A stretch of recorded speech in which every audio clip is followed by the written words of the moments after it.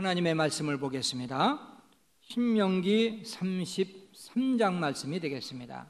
신명기 33장 말씀입니다. 구약 성경으로 318면인데 한 절이기 때문에 같이 한 목소리로 읽겠습니다.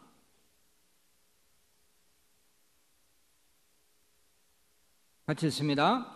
이스라엘이여, 너는 행복한 사람이로다. 여호와의 구원을 너같이 얻은 백성이 누구냐? 그는 너를 돕는 방패시요 내 영광의 칼이시로다.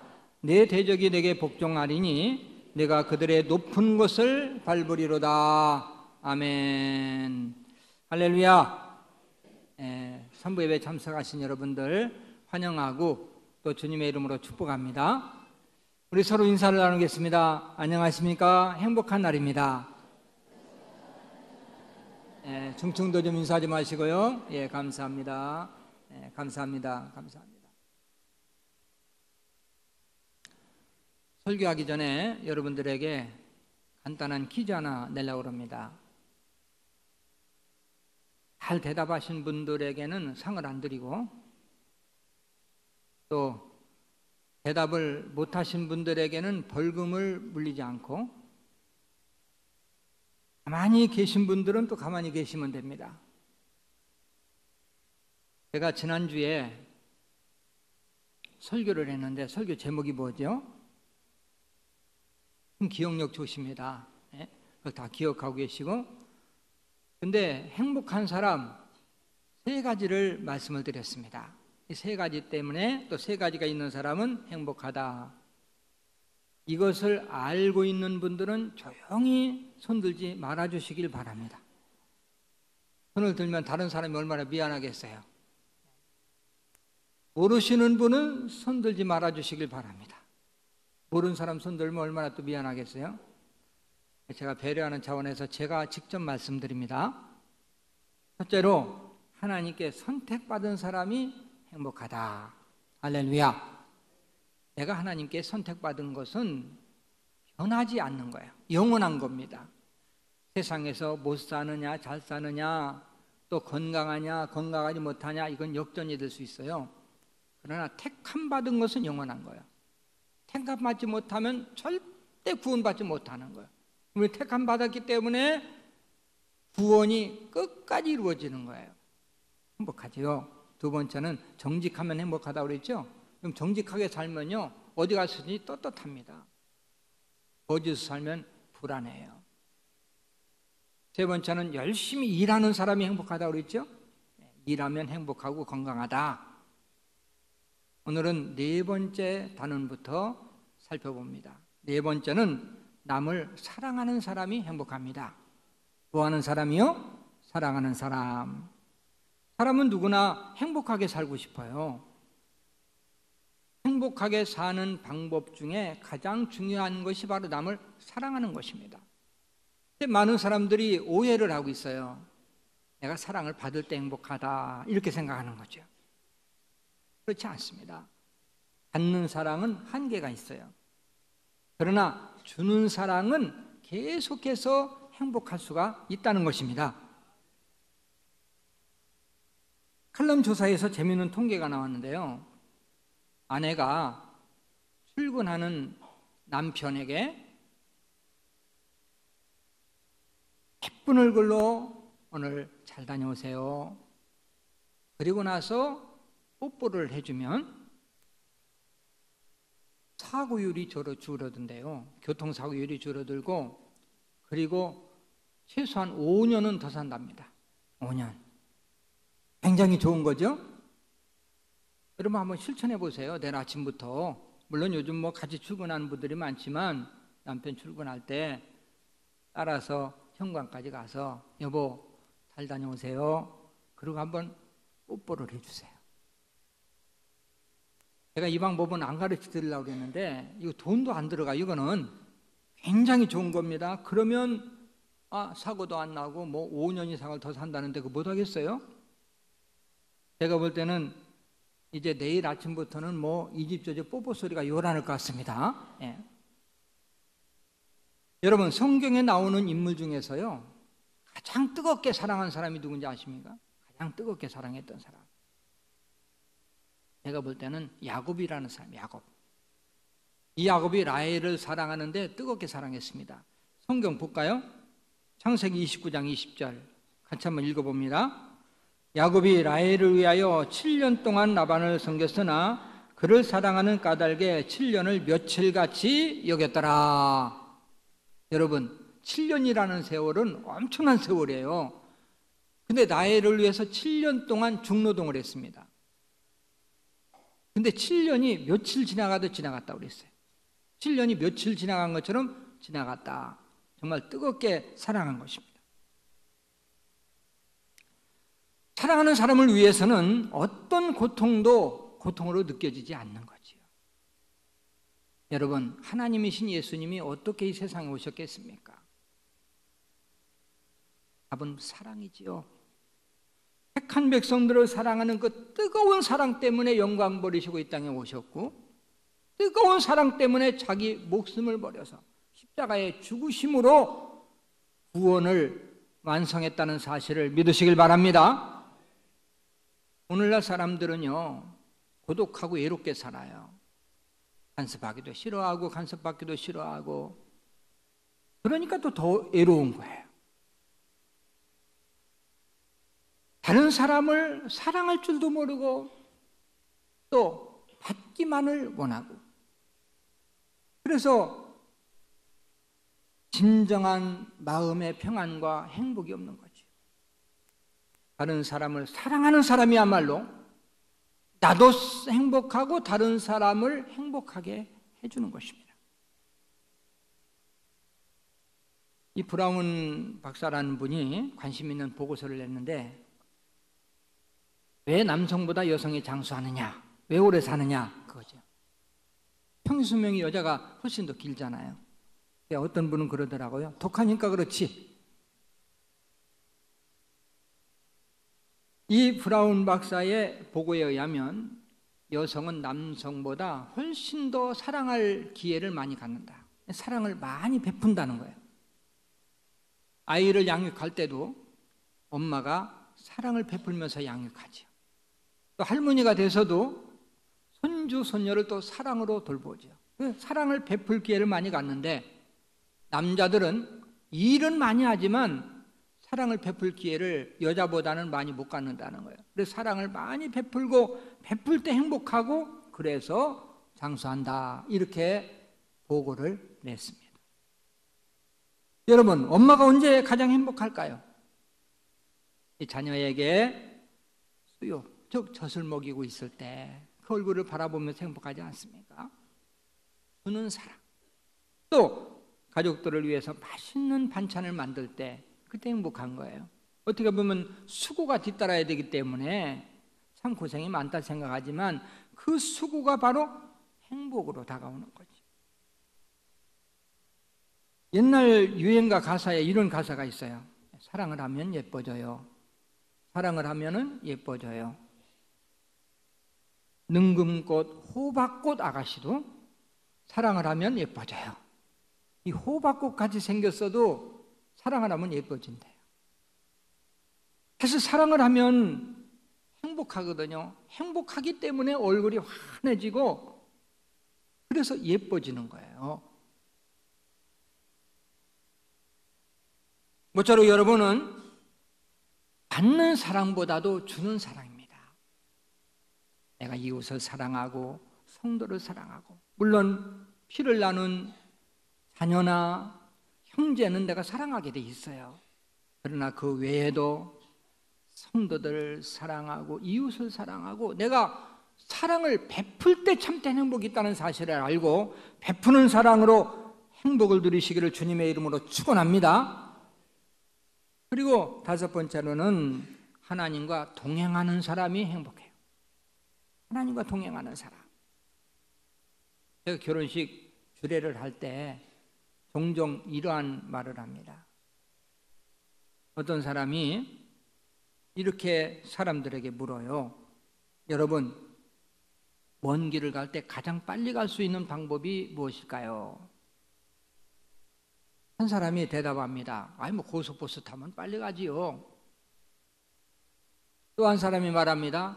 고속버스보다는 승용차 타고 가야 빨리 가지요. 또 한 사람이 아닙니다. 비행기 타고 가면 빨리 가지요. 그러니까 질문한 사람이 말합니다. 여러분 말이 다 맞습니다. 그러나 힘 안 들이고 가는 방법은 사랑하는 사람과 함께 가는 것입니다. 아무리 빠른 비행기를 타고 간다 할지라도 원수 같은 사람이 옆에 앉아 있으면 1시간이 10시간처럼 느껴지고, 또 사랑하는 사람과 함께 가면 10시간이 언제 지나갔는지 1시간처럼 느껴진다는 거예요. 여러분 사랑하는 사람과 데이트 해보셨습니까? 뭐 데이트했으니까 다 결혼하고 여기 앉았지. 먼 길을 걸었는데도 피곤하지 않고, 아무리 추운 겨울에 춥지도 않고 금방 먼 길도 가는 거예요. 여러분 얼굴을 보니까 저에게 이렇게 묻는 것 같아요. 목사님은 그런 데이트 해보셨어요? 당연히 해봤죠. 저희 집사람하고 결혼하기 전에 데이트할 때요, 그때 생각하면 가슴이 설레요. 아무리 많이 가도 이게 다리가 안 아파요. 춘데도 춘 줄도 모르고 제가 그것을 고이고이 지금 간직하고 있습니다. 근데 지금은 같이 걸으면 추워요. 여러분 혹시 이런 추억이 없다면 오늘 당장 좀 만들어 보세요. 두 분이 걸으시면 너무너무 좋습니다. 자, 사람이 사랑하는 사람과 동행해도 행복한데 우리가 하나님과 동행하면 얼마나 행복할까요? 하나님과 동행하면, 그래서 에녹은 하나님과 300년 동안을 동행했다. 300년 동안을 동행했다. 사도 바울은 이 세상의 부귀와 영화, 가지고 있는 모든 것들을 분토와 같이 버렸어. 오물과 같이 버렸어. 그리고 하나님과 동행했습니다. 여기 나와 있는 여러분들도 하나님과 동행하는 행복, 이 행복을 누리시기를 주님의 이름으로 축원합니다. 사실 여러분들은 하나님과 동행하기 때문에, 그 행복을 알기 때문에 여기 나와 있는 거예요. 얼마나 많은 사람들이 세상을 향해서 나가고 있습니까? 자기의 개인적인 일을 위해서, 아니면 개인적인 행복을 위해서, 또 자기들이 누리기 위해서 그러한 많은 유익을 뿌리치고, 그래 하나님과 동행하는 삶이 복된 거야, 하나님 앞에 나가는 것이 복된 거야, 이래서 여러분들이 이 자리에 나왔고 여러분들이 행복한 사람이라는 사실을 믿으시길 바랍니다. 여섯 번째로는요, 행복하다고 생각하는 사람이 행복해요. 많은 사람이 오해하는 것은 행복이 내가 소유한 것과 정비례 한다. 무슨 말이냐면, 내가 많이 소유하면 많이 행복하고, 적게 소유하면 적게 행복하고, 소유한 것이 없으면 불행하다, 이렇게 생각하는 거지. 물론 소유와 행복이 관계가 없는 것은 아니에요. 많은 영향을 끼쳐요. 그건 절대적으로 정비례하는 것은 아닙니다. 행복은 소유에 있는 것이 아니라 마음에 있지요.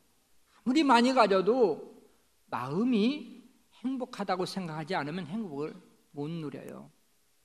그러나 가진 것은 좀 연약해도 내가 행복하다고 긍정적으로 생각하면 그 사람은 행복하게 사는 것입니다. 얼마 전 신문에 각 나라의 행복지수에 대해서 통계가 나왔는데, 통계하는 그런 컬럼을 통계하는 그러한 이제 조사를 하는 그러한 기관이 어느 기관에 따라서 좀 차이는 나요. 근데 이 기관에서는 행복 지수를 각 나라마다 발표를 했는데, 우리 한국 사람들에게 당신 행복하십니까? 물어봤을 때 우리나라는 50%대가 좀 넘어요.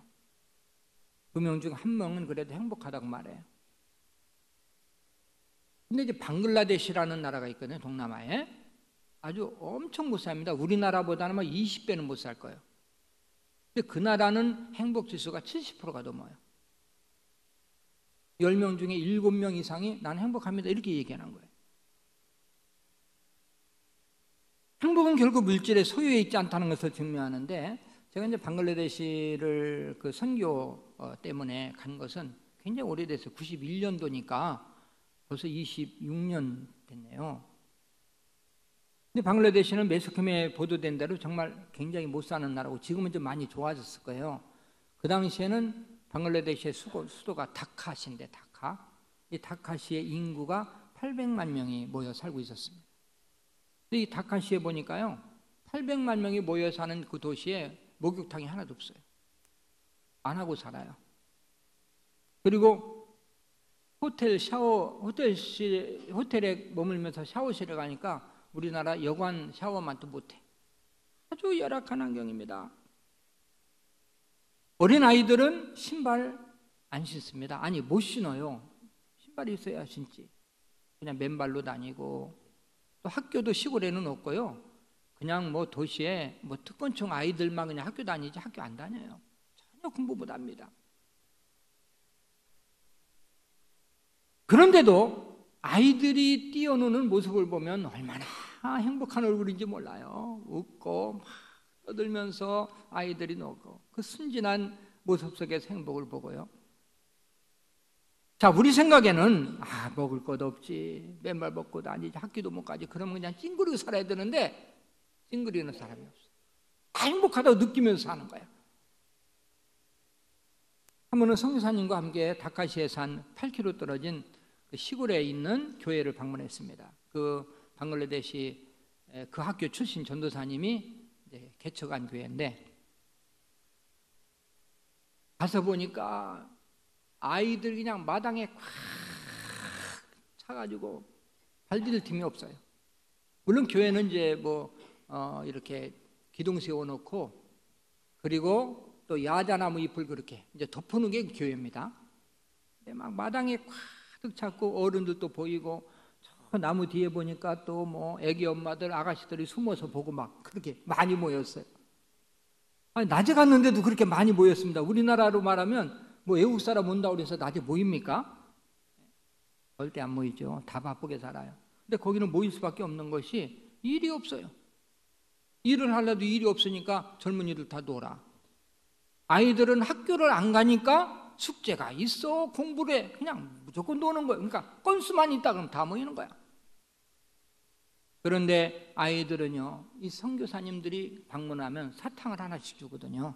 그 사탕 때문에 그렇게 구름대처럼 모인 거예요. 그래서 우리가 사탕을 하나씩 나눠주니까 아이들이 이제 방방 뛰면서 너무너무 행복해하는 거예요. 선교사님이, 목사님, 이 아이들은요, 사탕 하나 주면 너무너무 행복해하고 일주일 행복합니다. 아이들이 한번 빨면 녹는 것이 아까워가지고 5번, 6번씩 빨고 놨다가 또 그 이튿날 먹고. 근데 그 있는 동안에 일주일 동안 행복한 거예요. 그런데 지금 우리의 현실은 어떻습니까? 요즘 할머니들이 아이들 사탕 줬다가는 큰일 납니다. 엄마들이요, 되게 싫어요. 막 눈치를 줘요. 막 크게 봐요. 그런 거 준다고. 먹을 것이 지천으로 널려 있습니다.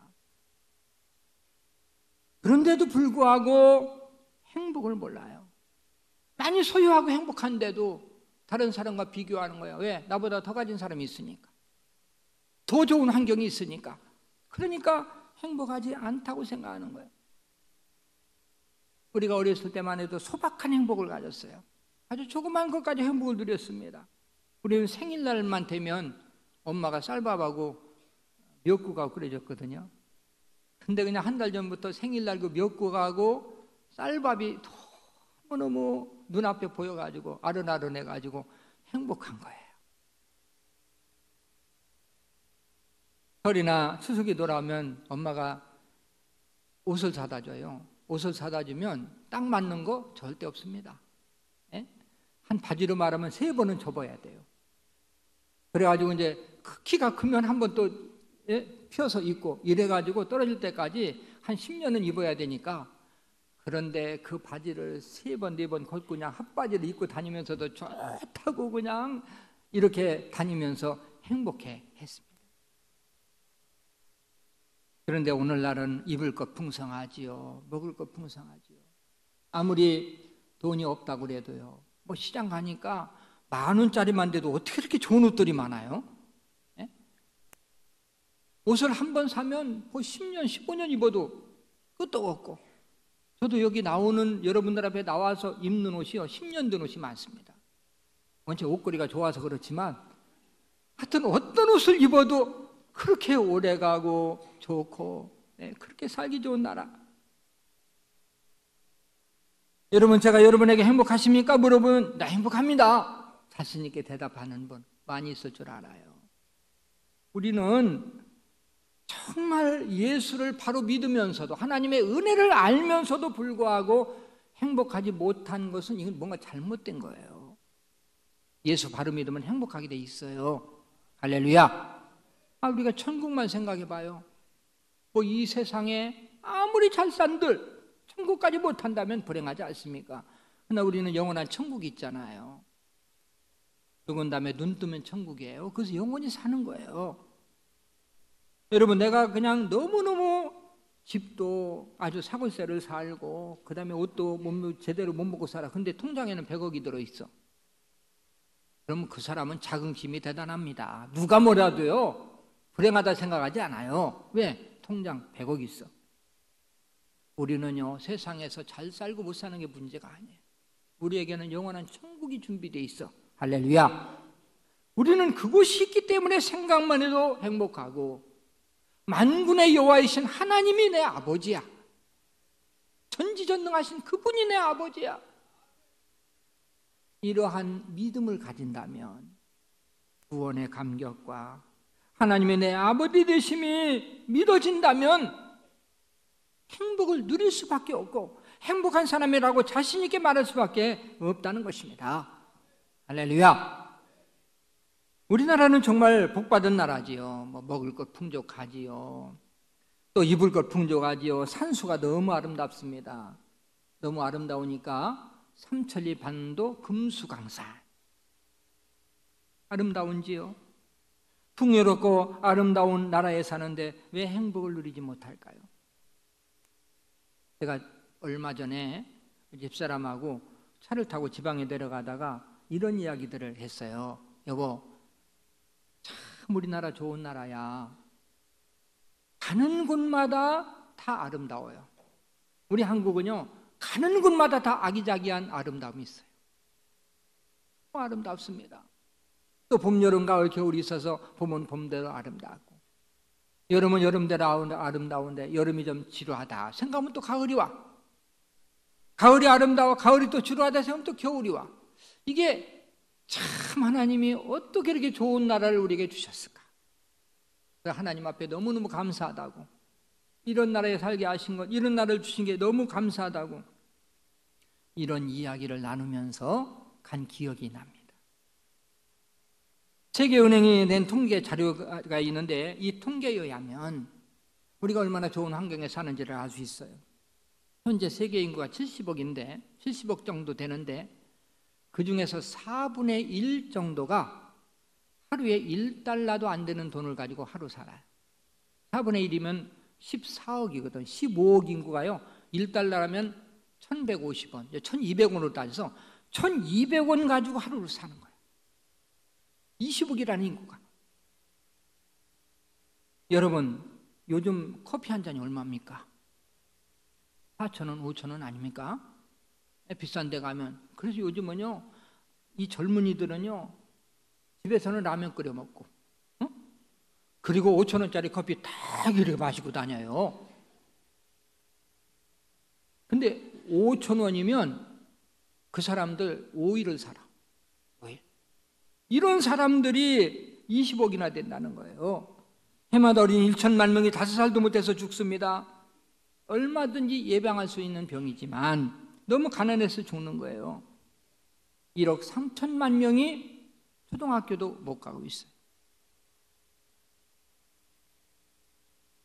몇 년 전에 남인도 목회 신학연구원에 강의를 갔을 때인데, 제가 이제 1년에 한 번씩 인도에 가서 강의를 하잖아요. 이제 2주 있으면 주일날을 끼기 때문에 주일날은 우리 학생들이 섬기는, 심호하는 교회에 가서 설교를 해요. 뭐 4시간도 가고 6시간도 가고 그러는데, 가서 토요일날 갔다가 설교하고 이제 옵니다. 근데 그들의 교회는 너무 가난하니까 아까 이야기한 대로 그냥 뭐 야자 입으로 그냥 지붕 덮어놓고 그런 교회들이 대부분이고, 뭐 자립하는 교회는 거의 없고요. 그래도 사람들이 많이 모여요. 그럼 제가 설교를 할 때 우리 한국에 대해서 자랑을 하고 한국에 대해 소개를 합니다. 여러분, 우리 한국은 너무너무 못 살았었습니다. 40년, 50년 전만 해도 너무 못 살았고 인도보다도 더 못 살았습니다. 우리가 6.25 때 인도로부터 이렇게 후원도 받고 도움을 받던 나라입니다. 이렇게 어렵게 산 나라인데 지금 얼마나 잘 사는지 모릅니다. 그러면서 이렇게 소개를 해요. 우리나라는요, 초등학생들도 핸드폰을 가지고 있습니다. 그리고 집집마다 자가용이 다 있습니다. 거의 다 있고요. 그리고 가족마다 하나씩 자가용 승용차 있는 가정이 많습니다. 그러면요, 사람들이 놀라서 기절하려고 그래요. 아니, 어떻게 초등학생들도 핸드폰을 가지고 있냐? 거기는 핸드폰 하나 가졌다 그러면 오렌지족이에요. 큰 부잣집 아들이나 돼야 핸드폰 하나 갖지, 그러자면 절대 핸드폰 못 가집니다. 핸드폰을 초등학생까지 가진다고 그러니까, 또 더군다나 차가, 이건 상상도 못할 일이에요. 집집마다 있다는 것이. 전 세계적으로 차를 가진 사람의 프로테이를 따지니까요, 10,000명당 하나입니다. 10,000명 중에 1명만이 차를 가지고 있어요. 그러면서도 만족을 느끼지 못하는 것은 이상한 일이죠. 사람이 만족을 누리면서 살 수 있는 것은 내가 가진 것을 아는 거야. 깨닫는 거야.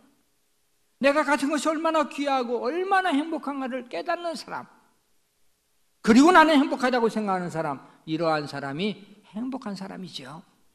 할렐루야. 코넬리우스 라이언이라는 사람이 있는데, 그는 세계 2차 대전이라는 그 소설을 집필한 사람이에요. 이 코넬리우스 라이언이라는 사람이 쓴 그 대하 소설이 이제 그 영화로도 제작이 돼가지고 아주 굉장히 많은 사람에게 감동을 줬습니다. 근데 그는 5년 동안이나 암과 싸우면서 작품을 쓰면서 5년 후에 이제 암으로 죽었어요. 그의 미망이었던 라이언 여사는 그가 죽은 후에 가장 길었던 날, 이런 이제 회고록을 썼는데요. 회고록에서 남편에 대해서 이렇게 이야기를 했습니다. 우리 남편 라이언은 아침에 일어날 때마다 5가지를 감사하고 하루를 시작했습니다. 늘 하나님께 감사하며 살았습니다. 그러면서 그 투병하면서 아침마다 눈을 뜨고 5가지 감사한 것을 소개했습니다. 하나는 다시 한번 아내의 얼굴을 볼 수 있기 때문에 감사하고, 여보, 내가 당신의 얼굴을 다시 한번 볼 수 있어서 감사해. 또 하나는 아이들을 오늘 또 하루 동안 볼 수 있겠구나, 아이들을 볼 수 있어서 너무 감사했고, 또 한 가지는 자기가 쓰고 있는 소설이 거의 마무리 단계에 되어가고 있는 것에 대해서 그는 감사했고, 또 한 가지는 암과 싸울 수 있는 의지와 믿음이 있는 것을 감사했고, 마지막 5번째는 예수님께서 오늘도 미소 짓고 계시는 모습을 바라보면서 그는 감사했다. 행복은 큰 보따리로 얻어지는 것이 아닙니다. 아주 소박하고 작은 것에서 행복을 느끼는 거예요. 하루아침 생명 연장되는 것이 행복하고, 사랑하는 아내가 옆에 있다는 것이 행복하고, 남편이 옆에 있다는 것이 행복하고, 가족들이 있다는 것이 행복하고, 아침에 눈을 뜨고 걸어온다는 게 행복하고, 저는 아침마다 새벽 기도를 나오면서 하나님, 내가 이렇게 건강하게 일어나게 해주셔서 감사하고, 내가 눈을 뜨고 걸어서 교회에 온다는 게 너무 감사하고, 내가 다른 데 가지 않고 교회 와서 예배로 하나님께 시작하는 것이 감사하고 늘 하나님께 감사하고 행복을 스스로 찾는 거예요. 분명한 것은 작은 것에서 행복을 찾지 못하는 사람은 아무리 좋은 것을 갖다 줘도 행복을 누리지 못해요. 그러나 작은 것에서 행복을 누리는 사람은 어떤 경우에도 행복하게 살 수 있어요. 어떤 환경이 돼도 그 환경 가운데서 행복을 찾는다는 것입니다. 이제 말씀을 마무리해 봅니다. 세계의 대스타였던 마릴린 먼로가 이런 이야기를 했어요. 전에도 한번 이런 먼로에 대해서 소개한 적이 있습니다만은 나는 한 여성으로서 지닐 수 있는 모든 것을 가졌습니다. 나는 젊습니다. 나는 아름답습니다. 돈도 많습니다. 나는 사랑에 굶주리지도 않습니다. 하루에 수백 통의 팬레터를 받습니다. 근데 내 마음이 공허합니다. 만족이 없습니다. 행복을 찾으려고 해서 행복을 잡았다면 또 빠져나갑니다. 또 잡았다면 또 빠져나갑니다. 나는 진정한 행복이 없습니다. 행복은 실제가 아니라 환상이며 환영입니다. 이렇게 얘기를 했습니다. 그렇지요. 이 마릴린 먼로는 세상에서 가지고 싶어하는 것, 사람들이 소유하고 싶어하는 것 다 가졌어요. 그러나 결국 자살하고 말았습니다. 이유는 네 가지라고 생각해요. 하나는 삶의 안식처인 가정이 없었어요. 결혼도 하지 않았고 행복한 가정의 보금자리가 없었고, 또 하나는 주는 사랑이 없고 그냥 받는 사랑 받기만 했고요. 섬김도 받기만 했지 주는 섬김을 하지 못했어요. 마지막으로 인생에 있어서 가장 중요한 믿음이 없어, 예수가 없었어요. 그녀는 정말 불행하게 살다가 자살로 생을 맞이한 것입니다. 진정한 행복은 돈도 권력도 미모도 아니지요. 진정한 행복은 사랑입니다. 사랑. 진정한 행복은 섬김입니다. 완전한 행복은 믿음입니다. 믿음이 있는 사람은 행복한 거예요. 할렐루야. 믿음이 있는 사람도 행복해야 돼요. 왜? 우리 하나님의 백성들이 행복하게 사는 걸 기뻐하시니까요. 다 같이 따라서 하겠습니다. 나는 행복한 사람입니다. 나는 행복한 사람입니다. 따라서 안 하는 사람이 6명 있어요. 나는 별로 안 행복한데 행복하다고 생각해야 행복한 겁니다. 여러분 옆에 있는 분들에게 한번 이렇게 말씀을 하시면 좋겠어요. 남자분이 옆에 있으면 형제님은 행복한 분이십니다. 또 여자분들이 옆에 있으면 자매님은 행복한 분이십니다. 또 직분을 알면 권사님은 행복한 분이십니다. 이렇게 서로 인사를 나누시길 바랍니다. 시작.